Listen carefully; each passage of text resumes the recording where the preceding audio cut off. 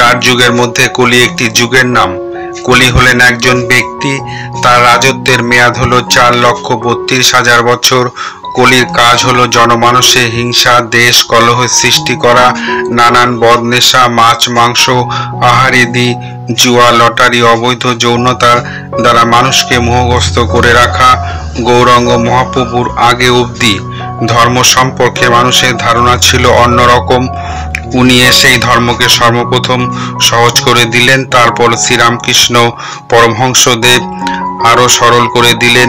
তিনি দেখালেন আমাদের জীবনে অঙ্গভাবে জড়িত ধর্ম, সেটা আলাদা বিষয় নয়।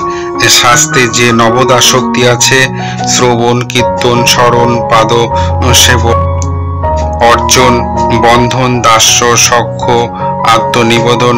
গৌরাঙ্গ মহাপ্রভু এই 9টা ভক্তির মধ্যে 7টাকে বাদ দিয়ে দিলেন, শুধুমাত্র রাখলেন শ্রবণ আর কীর্তন। কলিযুগের মহামন্ত্র শ্রবণ ও কীর্তন করলেই মুক্তি। নিত্যানন্দ মহাপ্রভু বললেন, ধর্মকে তুই তো ভাই খুব সরল করে দিলি, কিন্তু যারা দেখতে পায় না, কানে শুনতে পায় না, আর যারা বোবা অর্থাৎ কথা বলতে পারে না, তাদের জন্য কি করলেন? গৌরাঙ্গ মহাপ্রভু বললেন, তাই তো ওদের কথা তো চিন্তা করিনি। তিনি চিন্তা করে কোনো উপায় না দেখে বললেন, যারা হরিনাম করছে তাদের সেবা করলে সমান ফল পাবে।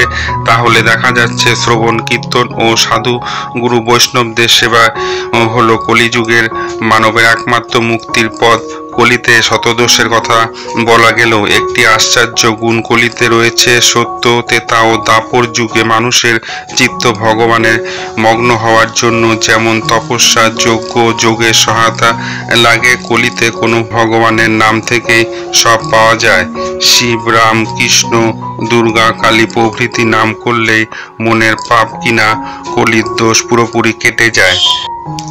সেই কারণে কলিযুগে মনকে শান্ত, নির্মল ও দোষমুক্ত করতে শ্রীরাম কিংবা শ্রীহরির লীলা কথা আরো শ্রবণ, মনন ও নিধি ধ্যান আরো প্রয়োজন।